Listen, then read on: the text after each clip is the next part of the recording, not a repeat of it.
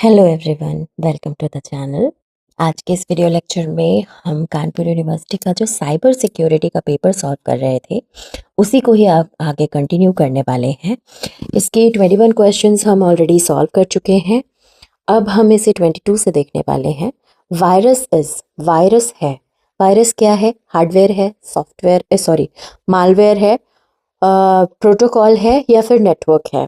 तो आप सभी जानते हैं कि वायरस जो है वो कंप्यूटर प्रोग्राम्स होते हैं। वो हार्डवेयर नहीं हो सकती, वो कोई प्रोटोकॉल्स नहीं है, वो कोई नेटवर्क नहीं है।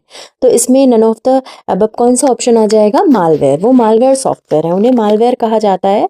जो वायरस प्रोग्राम्स होते हैं ये कंप्यूटर के प्रोग्राम्स होते हैं, जो कि ऐसे प्रोग्राम्स होते हैं वो हमारे कंप्यूटर के लिए हार्मफुल होते हैं।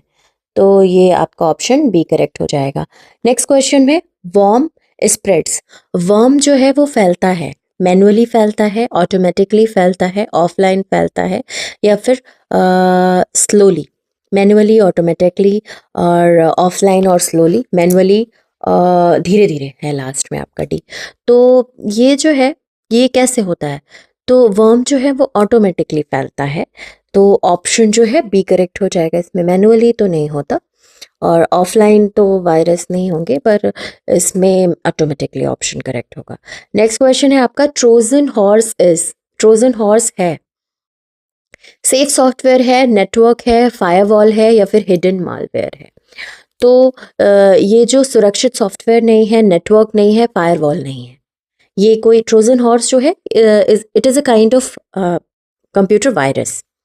वायरस आपने देखा, मालवेयर को वायरस कहते हैं, तो वर्म भी आपका वायरस ही है और ट्रोजन हॉर्स वायरस है। तो ये क्या है? ये आपका सेफ सॉफ्टवेयर नहीं है, नेटवर्क नहीं है, फायरवॉल नहीं है। तो इसमें आपका करेक्ट आंसर हो जाएगा हिडन मालवेयर। हिडन मालवेयर जो है वो हमारा ट्रोजन हॉर्स जो वायरस है वो है। तो ऑप्शन नंबर डी करेक्ट है इसमें। नेक्स्ट क्वेश्चन आता है हमारा, spyware is use to. Spyware का उपयोग किया जाता है। ऑप्शंस है हमारे, प्रोटेक्ट डेटा, डेटा की सुरक्षा के लिए, मॉनिटर यूजर एक्टिविटी यानी कि उपयोगकर्ता की गतिविधि पर नजर रखने के लिए, डिलीट फाइल्स यानी कि फाइलों को हटाने के लिए, इनक्रिप्ट डेटा, डेटा को इनक्रिप्ट करने के लिए। तो जो स्पाईवेयर है वो स्पाईवेयर डेटा को प्रोटेक्शन के लिए नहीं है, फाइल डिलीट करने का, इंक्रिप्शन, इससे इसका कोई भी कनेक्शन नहीं है। बट ये जो भी हमारा यूज़र है उसकी एक्टिविटीज़ को मॉनिटर करने के लिए होते हैं। उपयोगकर्ता जो है, जो यूज़र उसे यूज़ कर रहा है, उसकी गतिविधि पे नज़र रखते हैं। स्पाई का मतलब आप जानते हैं कि स्पाई मतलब जासूस होता है। तो स्पाईवेयर जैसे कि हार्डवेयर, सॉफ्टवेयर, तो ऐसे ही स्पाईवेयर जो प्रोग्राम्स होते हैं वो क्या करते हैं, आपकी यूज़र्स जो हैं उनकी एक्टिविटी पे कहीं ना कहीं उसको मॉनिटर करते रहते हैं, उन्हें देखते रहते हैं क्या एक्टिविटीज़ हो रही है। तो ऑप्शन नंबर बी करेक्ट हो जाएगा यहाँ पे। नेक्स्ट क्वेश्चन है हमारा, antivirus is use to. Antivirus का उपयोग किया जाता है। ऑप्शंस हैं हमारे, अटैक सिस्टम, सिस्टम पर हमला करने के लिए, तो ये तो हो नहीं सकता। नेक्स्ट है स्लो सिस्टम, सिस्टम को धीमा करने के लिए, ये भी नहीं हो सकता है। ओएस को डिलीट करने के लिए, डिलीट ओएस, तो ये भी नहीं हो सकता। ओएस मतलब होता है ऑपरेटिंग सिस्टम, तो वो भी नहीं हो सकता।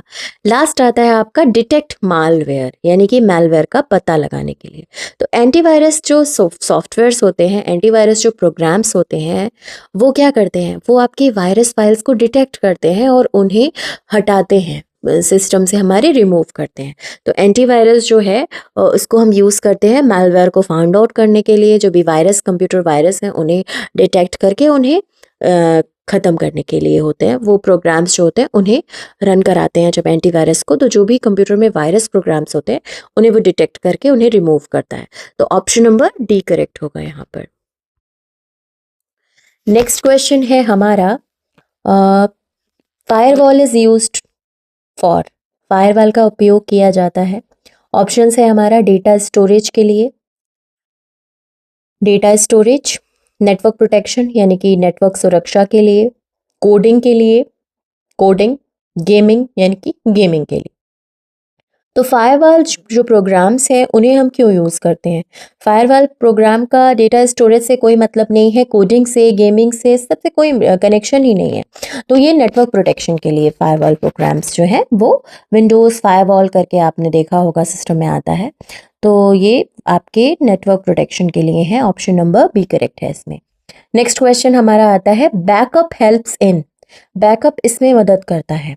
ऑप्शन है प्रिवेंटिंग अटैक्स यानी कि हमलों को रोकने में, इनक्रिप्टिंग फाइल्स फाइलों को इनक्रिप्ट करने में, स्पीडिंग सिस्टम की गति बढ़ाने में, रिकवरिंग डेटा यानी कि डेटा को रिकवर करने में। तो आप जानते हैं ना कि जब भी किसी भी फाइल का हम बैकअप प्रिपेयर कर लेते हैं तो बैकअप क्या है, वो हमारा डेटा रिकवर करने में हेल्प करता है। जैसे कि आप अगर वो यूज़ करते हैं, स्मार्टफ़ोन्स यूज़ करते हैं हम, तो उसमें देखा होगा आपने कि जैसे कि आप व्हाट्सएप एप्लीकेशन यूज़ करते हैं तो उसमें बैकअप के लिए आपसे पूछता है। तो वो जितने भी दिन का आप डेटा अगर आप उसमें बैकअप करते हैं तो वो बैकअप आपका स्टोर हो जाता है अब उसके ऐप में। और जभी भी कभी भी अगर आपका फ़ोन ख़राब होता है और आप फ़ोन चेंज करते हैं और आप सेम नंबर से उसे दूसरे फ़ोन में या कहीं भी लॉगिन करते हैं, तो वो ऑप्शन देता है आपको कि बैकअप को रीस्टोर करना है। उसमें थोड़ा-सा प्रोसेस में टाइम लगता है, पर वो आपका जो भी डेटा होता है उसे रिकवर कर देता है। जो भी आपकी चैट हिस्ट्री है, उन्हें वो बैकअप बना के रखता है और वही सारी आपकी रीस्टोर कर देता है। तो बैकअप किस में हेल्प करता है? डेटा को रिकवर करने में। तो ऑप्शन नंबर डी करेक्ट होगा यहाँ पर। नेक्स्ट आता है हमारा एन्क्रिप्शन प्रोवाइड्स। एन्क्रिप्शन जो होता है वो प्रदान करता है स्पीड यानी कि गति, सिक्योरिटी यानी कि सुरक्षा, स्टोरेज यानी कि भंडारण, डिलीशन यानी कि विलोपन। तो इनक्रिप्शन से क्या होता है, जो हमारा डेटा है वो इनक्रिप्टेड फॉर्म में होगा तो वो सिक्योर रहेगा, सिक्योरिटी रहेगा। वो एंड टू एंड यूजर मतलब जिसने भेजा है और उसी के बाद जाके वो डिक्रिप्ट होता है। दूसरा जो बीच में आप उसे और किसी के लिए वो अ, जो है उसमें एक सिक्योरिटी बनी रहती है। तो ऑप्शन नंबर बी करेक्ट हो जाएगा यहाँ पे। एनक्रिप्शन से क्या होगा, डेटा हमारा सिक्योर रहेगा। नेक्स्ट क्वेश्चन है हमारा पासवर्ड शुड बी। पासवर्ड कैसा होना चाहिए? पासवर्ड जो है सिंपल होना चाहिए यानी कि सरल होना चाहिए, शॉर्ट होना चाहिए, छोटा होना चाहिए, कॉम्प्लेक्स होना चाहिए, जटिल होना चाहिए, या सेम एवरीवेयर यानी कि हर जगह एक जैसा होना चाहिए। तो पासवर्ड हमारा सिंपल नहीं होना चाहिए, शॉर्ट नहीं होना चाहिए और हर जगह एक जैसा पासवर्ड नहीं होना चाहिए, पर थोड़ा वो कॉम्प्लेक्स होना चाहिए। कुछ ऐसे उसमें स्पेशल कैरेक्टर या कुछ भी, कोई अल्फ़ाबेट आपने स्मॉल रखा, कोई आपने उसमें स्मॉल लेटर यूज़ किया, कोई कैपिटल लेटर यूज़ किया, या कुछ नंबर्स यूज़ किए हैं उनका कॉम्बिनेशन आपने बनाया, या फिर आपने कुछ उसमें special characters like dollar sign, like hashtag, like at the rate, इस तरीके के सिंबल्स यूज़ किए। तो जो हमारा पासवर्ड होना चाहिए वो थोड़ा सा कॉम्प्लेक्स होना चाहिए कि आप कोई दूसरा उसको इजीली से ट्रैक ना कर पाए। ऐसे आप अगर सिंपल नंबर ले लेते हैं या आप नाम ले लेते हैं, अपना डाल देते हैं, तो वो थोड़ा सा जो है वो शॉर्ट और सिंपल होगा, तो डिटेक्ट करना लोगों को आसान होगा। तो कॉम्प्लेक्स होना चाहिए हमारा पासवर्ड कि कोई ज़रूर जल्दी से उसे क्रैक ना कर पाए। Cyber security is important for. Cyber सुरक्षा किसके लिए महत्वपूर्ण है? व्यवसायों के लिए यानी कि बिजनेसेस के लिए, इंडिविजुअल्स के लिए यानी कि व्यक्तियों के लिए, गवर्नमेंट के लिए यानी कि सरकार के लिए, और उपरोक्त सभी के लिए यानी कि ऑल ऑफ द अबव। तो जो साइबर सिक्योरिटी है, वो साइबर सुरक्षा जो है वो किसके लिए महत्वपूर्ण है? तो ऑप्शन है आपका डी, उपरोक्त सभी के लिए, यानी कि डी जो है वो करेक्ट हो जाएगा इसमें। साइबर सुरक्षा जो है वो आपके बिजनेस के लिए, इंडिविजुअल के लिए, गवर्नमेंट के लिए, सभी के लिए साइबर सिक्योरिटी जो है वो इम्पॉर्टेंट है। ऑल ऑफ द अबव यानी कि साइबर सिक्योरिटी तो सबके लिए ही है, तो ऑप्शन नंबर डी करेक्ट हो जाएगा। नेक्स्ट क्वेश्चन आता है हमारा data breach leads to. Data breach जो है, डेटा ब्रीच से होता है प्रॉफिट, होता है डेटा की हानि होती है यानी कि डेटा लॉस होता है हमारा, स्पीड जो गति है, स्टोरेज है। तो डेटा ब्रीच लीड्स टू यानी कि डेटा ब्रीच जो किसको लीड करता है? तो डेटा ब्रीच जो है, ऑप्शन नंबर आपका इसमें कौन सा करेक्ट होगा? ऑप्शन नंबर आपका बी करेक्ट होगा। डेटा ब्रीच से जो है हमारा डेटा जो है वो लॉस होता है, प्रॉफिट नहीं हो सकता, स्पीड, स्टोरेज ये सब कनेक्ट नहीं करेंगे। इसमें ऑप्शन नंबर आपका बी करेक्ट हो जाएगा।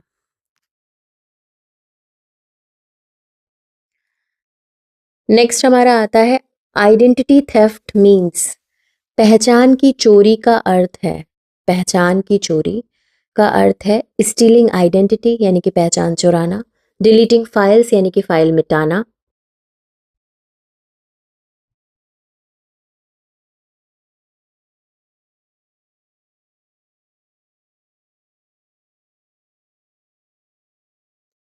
डिलीटिंग फाइल्स यानी कि फाइल मिटाना हो गया। और फिर क्या है आपका, हैकिंग सर्वर यानी कि सर्वर हैक करना। कोडिंग यानी कि कोडिंग, आपका कोड करने की बात आती है। तो आइडेंटिटी थेफ्ट जो है वो आपकी आइडेंटिटी की बात आ रही है, तो इसमें फाइल डिलीट करना या सर्वर हैक करना या कोडिंग, इन सब तो रिलेट ही नहीं करते हैं। इसमें जो ऑप्शन है वो करेक्ट होगा आपका, आइडेंटिटी को स्टील करना या फिर स्टीलिंग आइडेंटिटी, यानी कि पहचान को ही चुराना है, पहचान को छुपाना है, तो स्टीलिंग आइडेंटिटी आ जाएगा, ऑप्शन नंबर ए करेक्ट होगा। नेक्स्ट क्वेश्चन है आपका, साइबर क्राइम इंक्लूड, साइबर अपराध में शामिल है hacking, fishing, fraud, all of the above. Hacking, fishing, धोखाधड़ी और आपका उपयुक्त सभी या फिर उपरोक्त सभी, तो ऑप्शन नंबर डी करेक्ट होगा इसमें। हैकिंग, फिशिंग, फ्रॉड, स्पैमिंग, ये सारा जो है वो साइबर क्राइम में आता है, ऑप्शन नंबर डी करेक्ट है इसमें। नेक्स्ट क्वेश्चन है, which sector need cyber security most, किस क्षेत्र को साइबर सुरक्षा की सबसे अधिक आवश्यकता है? बैंकिंग को, हेल्थ केयर को, एजुकेशन को यानी कि बैंकिंग, स्वास्थ्य सेवा, शिक्षा, ऑल ऑफ द अबव यानी कि उपरोक्त सभी, तो ये सारे ही ऑप्शन करेक्ट होंगे। साइबर सिक्योरिटी को तो बैंक में भी नीड है, हेल्थ केयर सर्विसेज में भी नीड है, एजुकेशन में भी नीड है, तो ऑप्शन नंबर डी करेक्ट हो जाएगा। ये जो पेपर होता है इसमें काफ़ी सारे क्वेश्चन जो है वो आपके बिल्कुल इजी टू अंडरस्टैंड होते हैं, बस आप उन्हें एक बार रीड आउट करिए तो आप आराम से ऑप्शंस को जब आप थोड़ा सा एनालाइज करेंगे तो आप इजीली अंडरस्टैंड कर पाएंगे कि बहुत ज़्यादा डिफिकल्ट नहीं होते हैं ये पेपर, क्योंकि ये वोकेशनल कोर्स के पेपर्स हैं। और दूसरी बात ये है कि ये आपके कंपलसरी पेपर हैं कि आपको इन्हें लेना है, तो ये ईजी होते हैं आपके पेपर्स। नेक्स्ट है हमारा, टू फैक्टर ऑथेंटिकेशन में यूजेस। टू फैक्टर ऑथेंटिकेशन में उपयोग होता है वन स्टेप यानी कि एक चरण, टू मेथड्स यानी कि दो तरीके, नो पासवर्ड यानी कि कोई पासवर्ड नहीं, ओनली ओटीपी यानी कि केवल ओटीपी। ओटीपी का फुल फॉर्म होता है वन टाइम पासवर्ड। जैसे कि आप कहीं पे भी जीमेल अकाउंट अपना ओपन करते हैं तो वो आपको एक ओटीपी भेजता है, वन टाइम पासवर्ड, जो कि एक बार ही आप अगर उसे डालते हैं तो वो एक्सपायर हो जाता है, उसके बाद वो काम नहीं करता। बहुत सी चीज़ों के, जैसे आप कहीं पे भी कुछ भी करते हैं तो ये आपकी सिक्योरिटी रीज़न से होता है, वो सिर्फ वन टाइम पासवर्ड होता है, आप उसे एक बार ही यूज़ कर सकते हैं, बार बार नहीं। तो ये टू फैक्टर ऑथेंटिकेशन की बात आ रही थी यहाँ पे, जो आपका 36 क्वेश्चन है वो क्या है, उसमें टू फैक्टर ऑथेंटिकेशन की बात आ रही थी। तो ये टू मेथड्स की बात करता है, टू फैक्टर ऑथेंटिकेशन मतलब दो तरीके से ऑथेंटिकेट करना, तो ऑप्शन नंबर बी करेक्ट है इसमें। इसका डी था, ये भी डी था और इसमें ए था। नेक्स्ट है आपका, बायोमेट्रिक ऑथेंटिकेशन इंक्लूड, बायोमेट्रिक जो प्रमाणीकरण है उसमें क्या है, password, fingerprint, user name, email. तो आप जानते हैं जहाँ पे भी बायोमेट्रिक अटेंडेंस या बायोमेट्रिक कुछ चीज़ें होती हैं तो वहाँ पे क्या होता है, वहाँ पे आपका फिंगरप्रिंट लगता है, तो ऑप्शन नंबर बी करेक्ट होगा। पासवर्ड, यूजर नेम, ईमेल, ये सब आपके आउट ऑफ द कंटेक्स्ट है, यहाँ बायोमेट्रिक में ऑप्शन नंबर बी करेक्ट हो जाएगा। नेक्स्ट क्वेश्चन है हमारा, डिजिटल सिग्नेचर इंश्योर्स, डिजिटल हस्ताक्षर सुनिश्चित करता है स्पीड यानी कि गति, ऑथेंटिसिटी प्रमाणिकता, स्टोरेज यानी कि भंडारण, फॉर्मेट यानी कि प्रारूप। तो डिजिटल सिग्नेचर जो है वो क्या है, ऑप्शन आपका इसमें ऑथेंटिसिटी हुई होगी, स्पीड, स्टोरेज और फॉर्मेट, इस सब से आपका कोई कनेक्शन नहीं है, तो ऑप्शन नंबर बी करेक्ट हो जाएगा यहाँ पे। नेक्स्ट क्वेश्चन है, रिस्क मैनेजमेंट इंक्लूड, जोखिम प्रबंधन में क्या शामिल होता है रिस्क मैनेजमेंट में, इग्नोरिंग थ्रेट्स, खतरों को नज़रअंदाज करना, आइडेंटिफाइंग थ्रेट्स यानी कि खतरों को पहचानना, डिलीटिंग फाइल्स, फाइल को डिलीट करना, फॉर्मेटिंग करना। तो ये जो है इसमें क्या ऑप्शन करेक्ट होगा आपका, तो रिस्क मैनेजमेंट जो है वो आइडेंटिफाई करना, जो भी प्रॉब्लम्स आ रही हैं उन्हें कहीं ना कहीं, जो भी खतरे हैं उन्हें पहचानना, आइडेंटिफाई करना थ्रेट्स को, ना कि उन्हें नज़रअंदाज या फिर इग्नोर करना। फाइल को डिलीट करना का कोई वो नहीं है, फॉर्मेटिंग का कोई वो नहीं है, तो रिस्क मैनेजमेंट जो है आइडेंटिफाई करेगा खतरों को, यानी कि थ्रेट्स को आइडेंटिफाई करेगा, तो ऑप्शन नंबर बी करेक्ट है इसमें। नेक्स्ट क्वेश्चन आता है हमारा, सिक्योरिटी पॉलिसी इज, सुरक्षा नीति है, सुरक्षा नीति क्या है, ऑप्शन है आपके, रूल्स फॉर प्रोटेक्शन यानी कि सुरक्षा के नियम, software, hardware, network, software, hardware या नेटवर्क है? तो सुरक्षा नीति यानी कि जो भी रूल्स हैं प्रोटेक्शन के लिए, जो भी सिक्योरिटी के लिए आपके रूल्स बने हुए हैं, वही आपकी सुरक्षा नीति है, सुरक्षा के नियम। ऑप्शन नंबर ए करेक्ट है। नेक्स्ट क्वेश्चन आता है, cyber security protects against. Cyber security इनसे बचाती है, थेफ्ट से, डैमेज से, अनऑथराइज्ड एक्सेस से, ऑल ऑफ दीज, चोरी, नुकसान, बिना इजाजत के एक्सेस या फिर इनमें से सभी। तो साइबर सिक्योरिटी जो है वो आपको थेफ्ट से भी बताती है, आपको डैमेज से भी बताती है और अनऑथराइज्ड एक्सेस से भी बचाती है। तो ऑप्शन नंबर डी करेक्ट होगा यहाँ पे, all of the above. Next आता है आपका ethical hacking is. Ethical hacking क्या है? इलीगल है, लीगल है, टेस्टिंग यानी कि कानूनी परीक्षण है, क्रिमिनल एक्टिविटी है यानी कि आपराधिक गतिविधि है, फ्रॉड है। तो इसमें क्या करेक्ट होगा?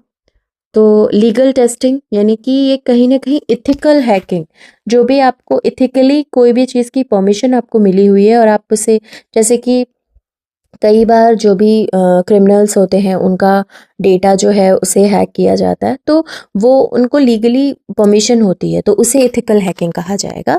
तो ऑप्शन नंबर यहाँ पे हमारा बी करेक्ट हो जाएगा। ये इलीगल नहीं है, ये कोई क्रिमिनल एक्टिविटी नहीं है, फ्रॉड नहीं है, तो ऑप्शन नंबर बी करेक्ट होगा।